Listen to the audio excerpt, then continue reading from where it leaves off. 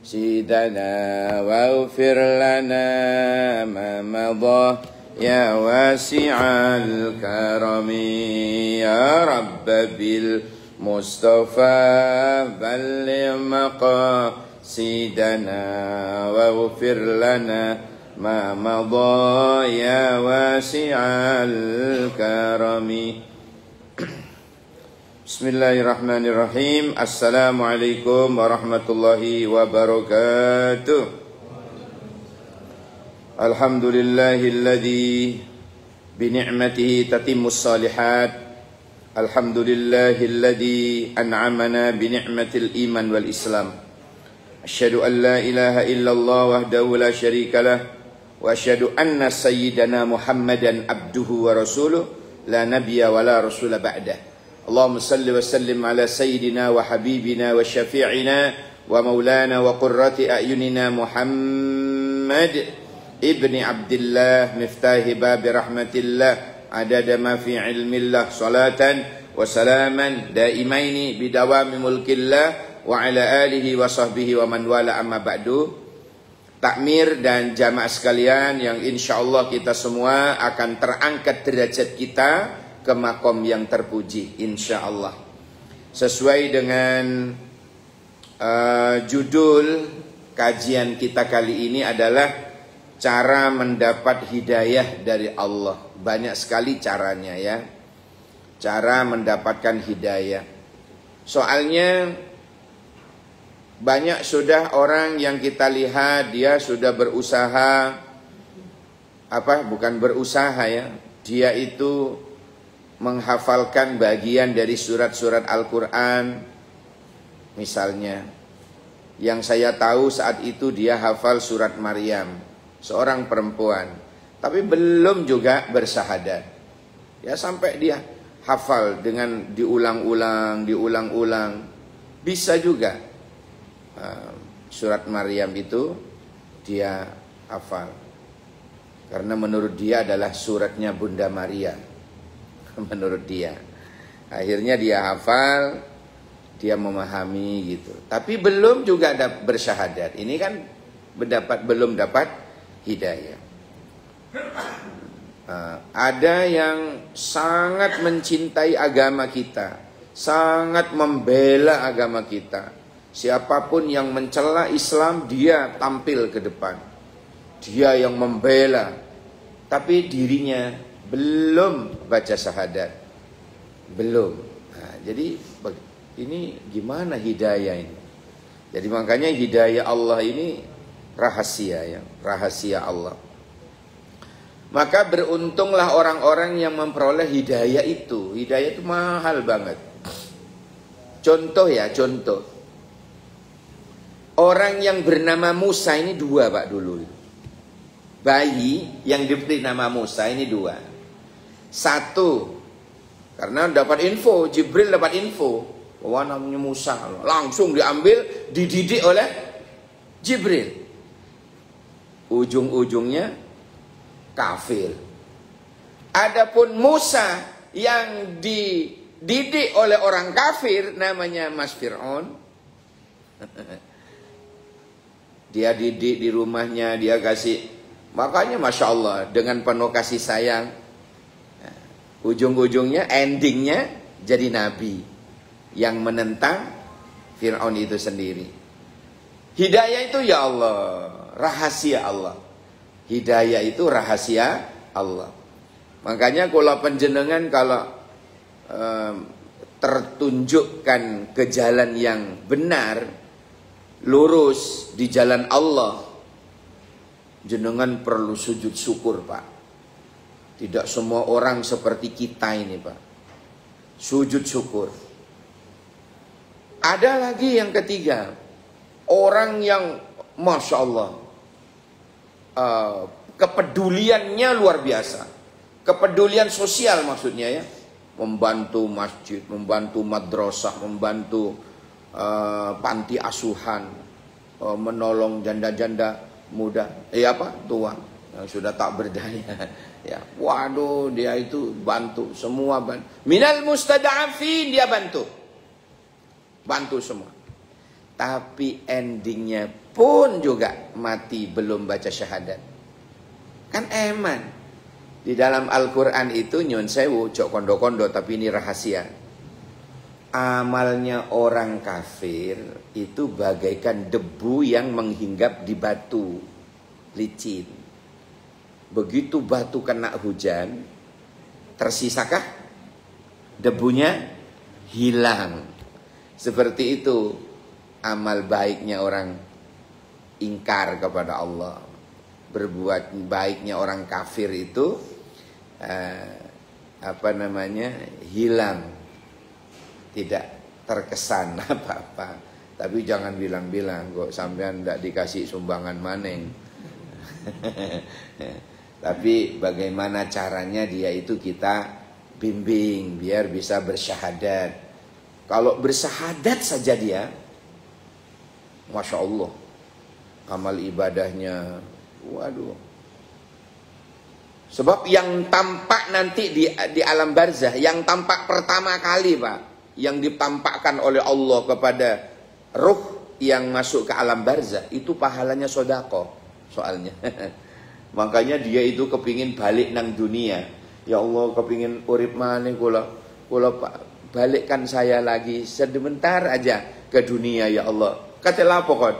Kata sedekah. Saking bagusnya pahala sedekah, saking hebatnya pahala sedekah. Jadi yang ditampakkan pertama oleh Allah kepada orang yang sudah wafat itu adalah pahala sedekah. Betapa dahsyatnya sedekah itu. Ya, baik hadirin yang saya muliakan, yang perlu kita ketahui bahwa cara mendapat hidayah dari Allah itu yang pertama berpegang teguh kepada agama Allah, berpegang teguh dengan agama Allah, entah dengan cara mencintainya, memeliharanya, menjaga kehormatan Islam. Itu kan banyak sudah sekarang ya. Orang-orang yang belum dapat hidayah tapi dia sudah berpegang teguh. Artinya peduli gitu. Yang kedua, bersungguh-sungguh dalam hadir kajian-kajian seperti ini. Ini cara mendapatkan hidayah lebih sempurna. Ya, rajin mendatangi majelis-majelis ilmu, majelis-majelis taklim seperti ini. Ini akan Allah berikan, Allah jaga hidayah yang telah diberikan kepada kula panjenengan itu dijaga betul oleh Allah. Ini caranya. Cara yang kedua, apa tadi? Bersungguh-sungguh dalam menimba ilmu agama, dalam mencari ilmu agama atau mendatangi majelis-majelis ilmu. Ini cara yang kedua. Yang ketiga caranya, bagaimana kita bisa menjalankan sunnahnya Rasulullah, menjauhi apa yang dilarang oleh Allah dan Rasul. Apa saja yang diperintahkan ada di Quran itu. Ma'atakumur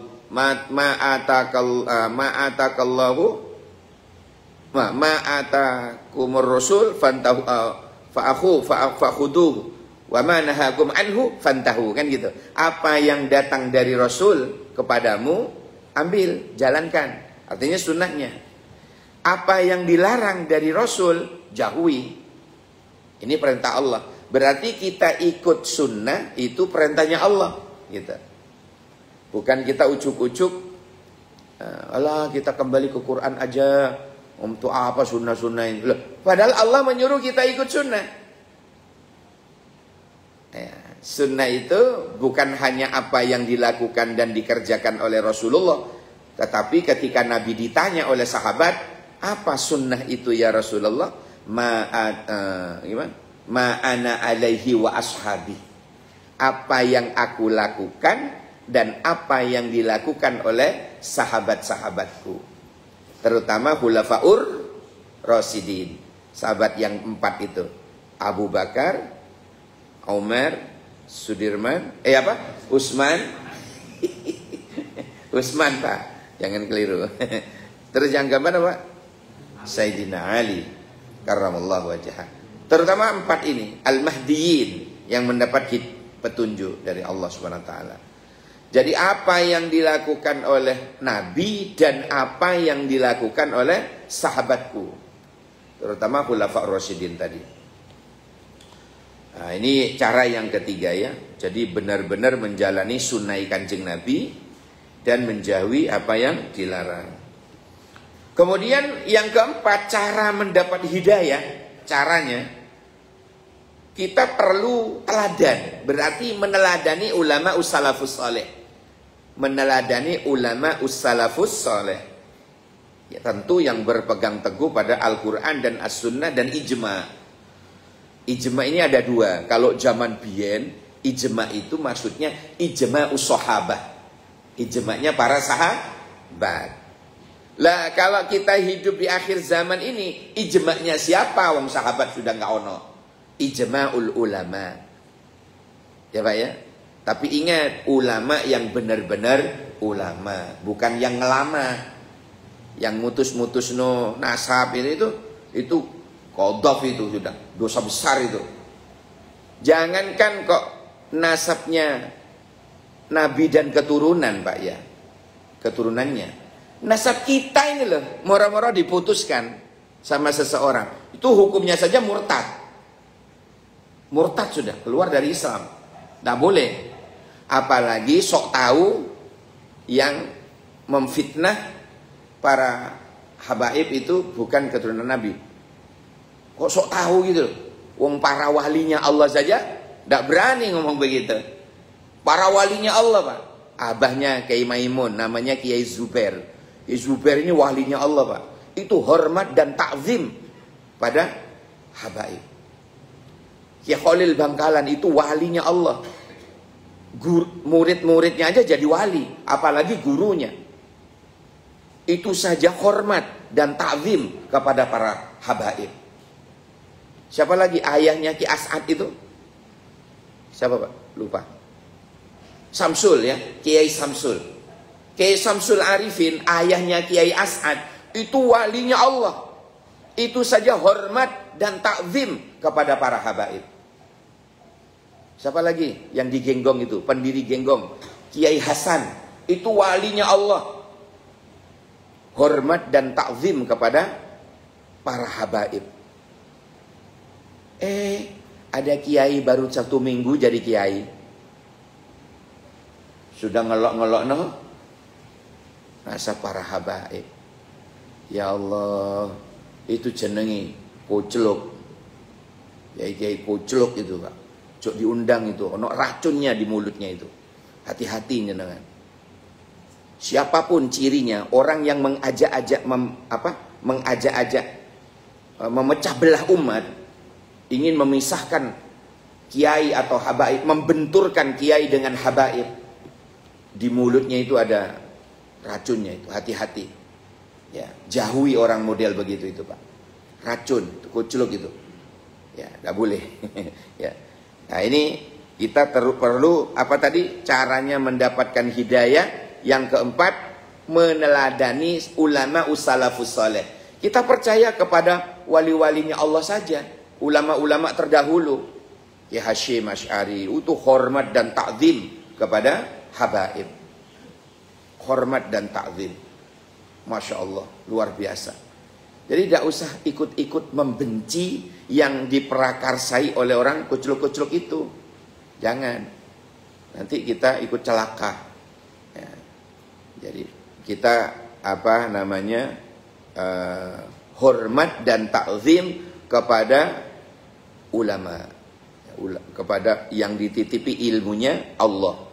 Apalagi masih punya kelebihan zuriyahnya Rasulullah, terus alim. Waduh, itu lebih, ada nilai lebihnya Pak.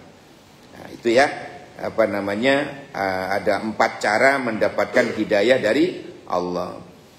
Kemudian yang ada 2 yang harus kita istiqomahkan untuk mempertahankan hidayah yang telah kita peroleh. Misalnya seseorang sudah dapat hidayah dari Allah, sudah kita pegang. Hidayah dari Allah sudah kita pegang. Maka yang perlu kita laksanakan 2. 1, tingkatkan takwa kepada Allah. Jadi bentuk ritualnya. Semakin banyak takwa akan semakin banyak hudan linnas, petunjuk. Ya, petunjuk akan datang. Jadi para orang tua itu berikhtiar agar anaknya dekat dengan Allah. Namun yang baik,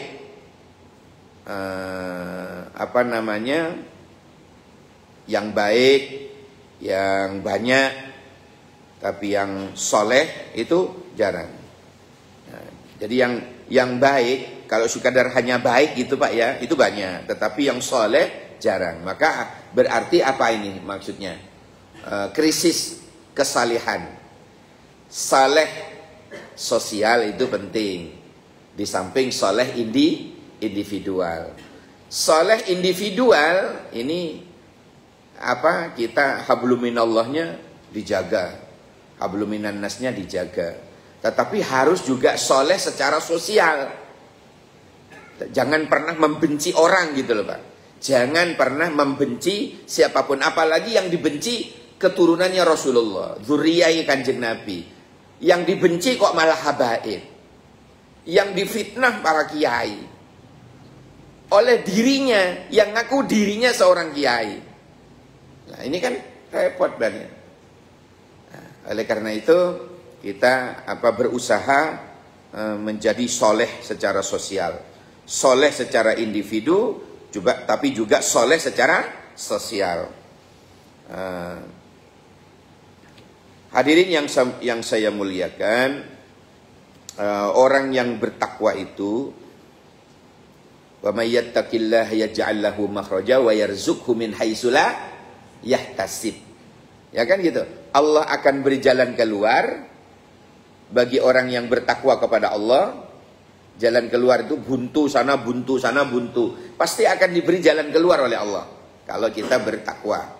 Kemudian wa yarzuqhu min haitsu la yahtasib, Allah jamin rezekinya dari arah yang tidak disangka-sangka. Dari arah yang tidak disangka-sangka. Itu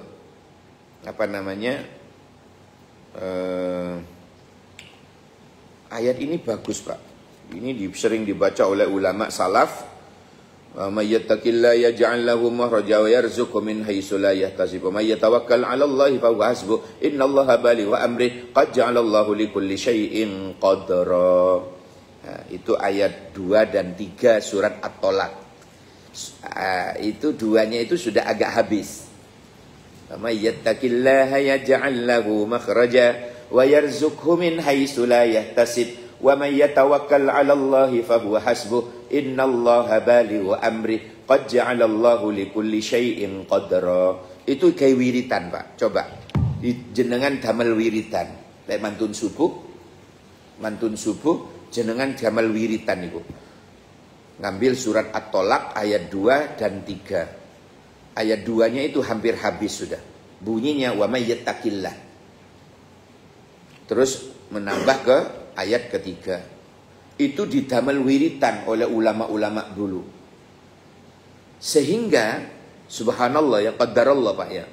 Orang-orang yang mengamalkan wirid itu, Allah jamin rezekinya tidak pernah kekurangan dalam soal fulus. Ya. Kalau nothing fulus, mampus kan? Kullu syai'in bil fulus mulus, yajri bil mulus wa tembus. Kalau pakai uang itu. Tapi bila nothing fulus, mampus. Dikerawuk bojone.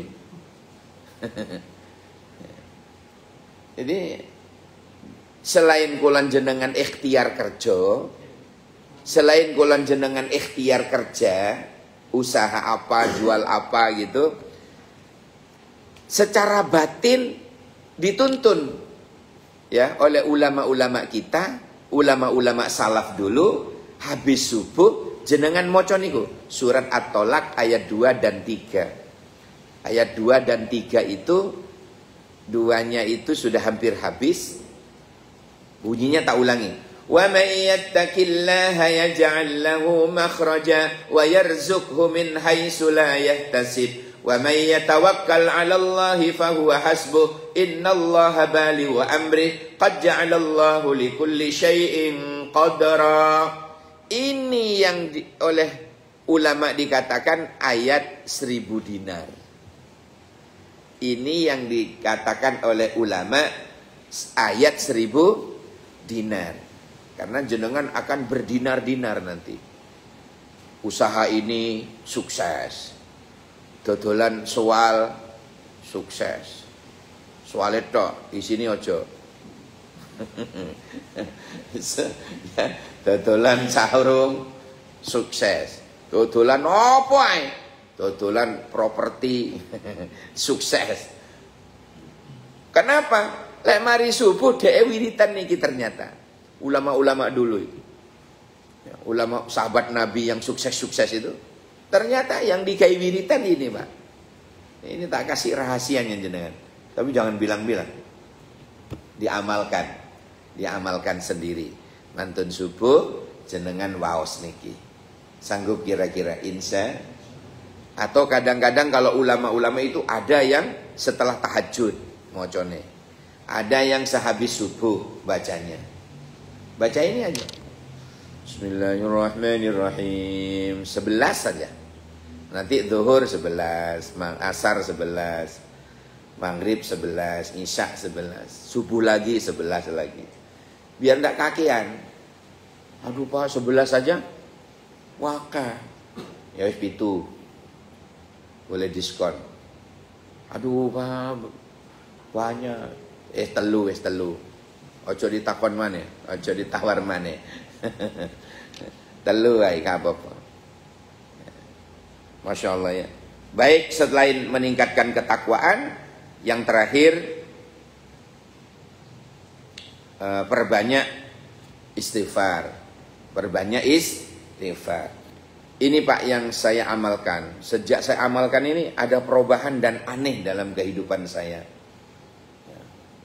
Aneh banget. Anehnya itu sembarang itu mudah gitu.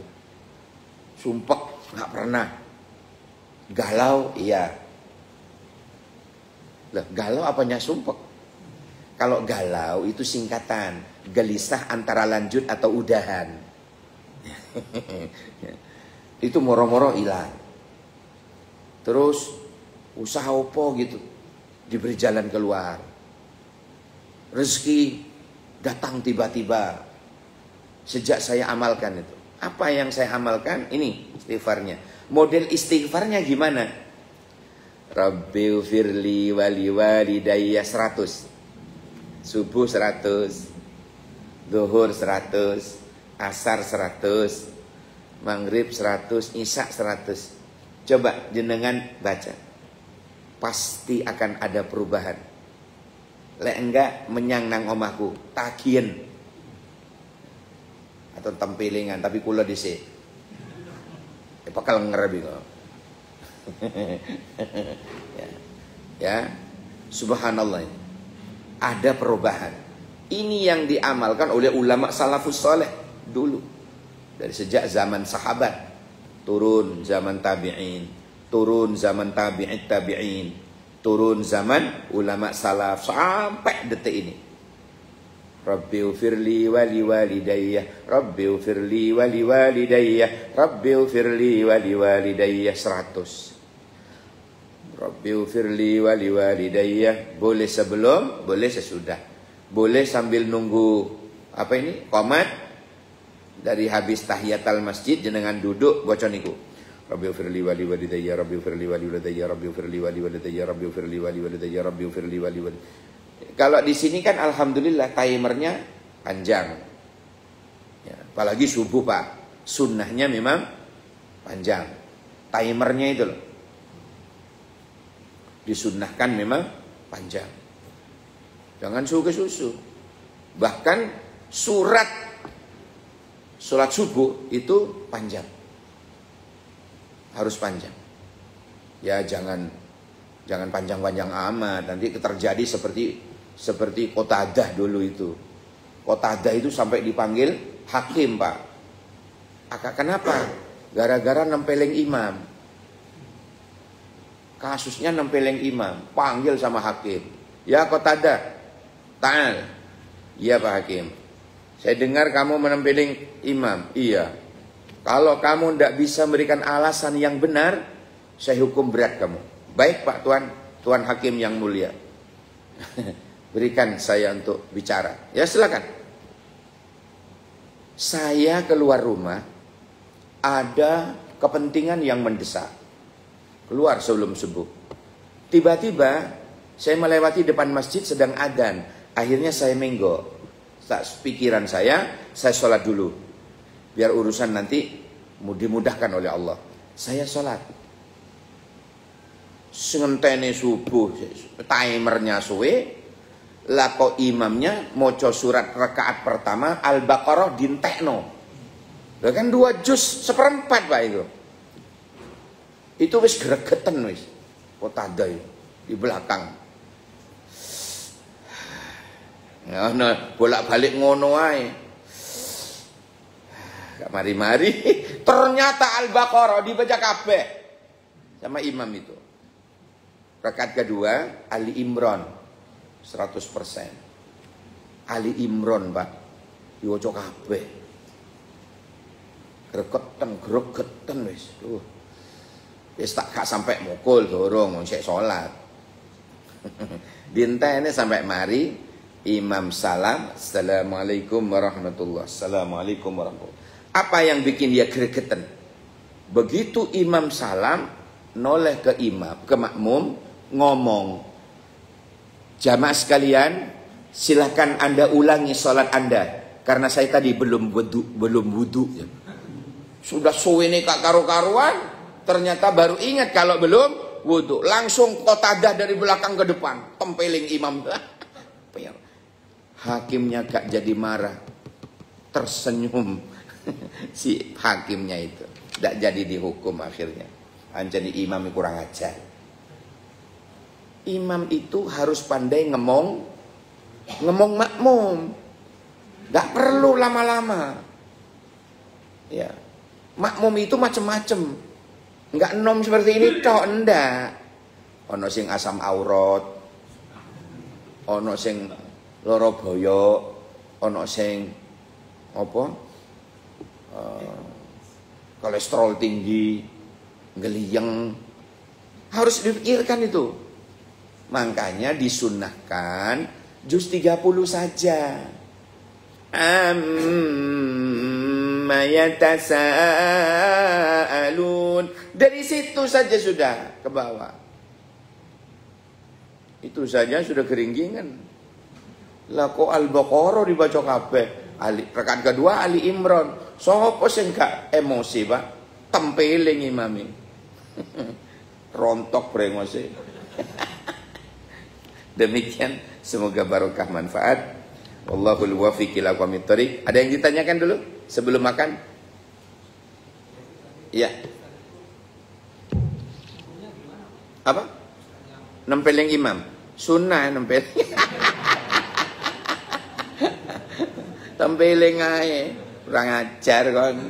Aku mesti telat iki lho. Matahari wis terbit, Pak. Sudah sampai tolok itu. Sampai tolok itu.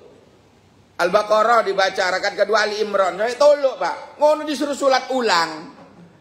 Gak gregetan nah. Kadhe imame gak wudu.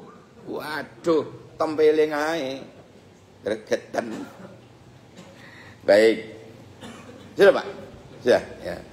Subhanakallahumma wa bihamdika asyhadu an la ilaha illa anta astaghfiruka wa atubu ilaik. Subhana rabbika rabbil izzati amma yasifun. Salamun alal mursalin. Walhamdulillahi rabbil alamin. Oh, mau tanya sah pandai tanya. Sah makmumnya. Karena tidak tahu tadi gara-gara sudah dikasih tahu matahari sudah terbit. Cek sing ngulangi qodoan. Coba imami itu, mamu enggak usah. Kurang ajar itu. Assalamualaikum warahmatullahi wabarakatuh.